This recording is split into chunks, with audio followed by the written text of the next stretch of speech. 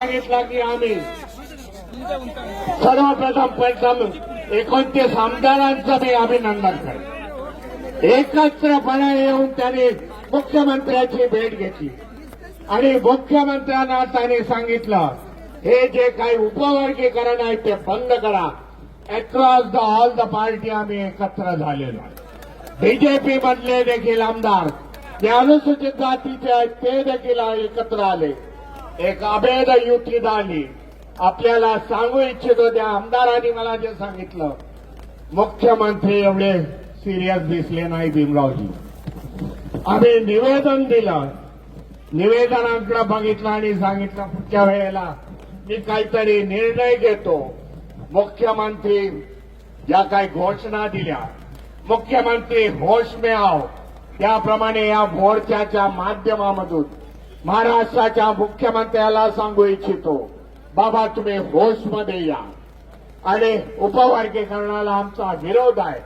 या महाराष्ट्र उपवर्गीकरण होऊन देणार नाही। या लोकांची आस्थिती राहिलेली आहे संपूर्ण देशामध्ये।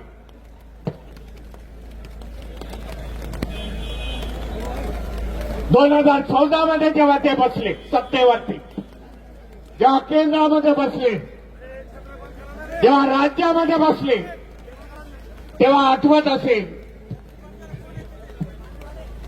हिंदू मुस्लिमांचा वाद लावला ते। हिंदू मुस्लिमांच्या वादातून सत्ता हस्तगत केली। मायनॉरिटीजना टार्गेट केला, ज्या मुस्लिम आपले बांधव आहेत। आज अनेक मुस्लिमांच्या संघटनेने आज आपल्याला सपोर्ट दिलेला आणि हिंदू मुस्लिमापासून सुरुवात केली। महाराष्ट्रामध्ये एका बाजूला ओबीसी, दुसऱ्या बाजूला मराठा समाज यांच्यामध्ये वाद लावला।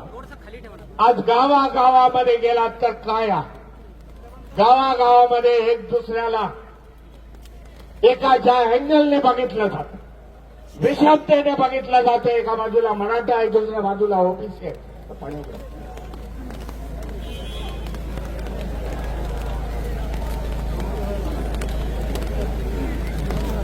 गावागावामधून एका बाजूला मराठा आहे, ओबीसी आहे, जे एकत्रपणे नव्हते, एकत्र नांदत होते, एकत्र व्यवहार होते, मैत्री संबंध होते, आज विध्वस्त त्यांच्यामध्ये आलेला। दुसरा प्रयत्न या फडणवीस सरकारने केला। एका बाजूला आदिवासी, दुसऱ्या बाजूला धनगर समाज, ह्यांच्यामध्ये त्यांनी भांडणं लावली।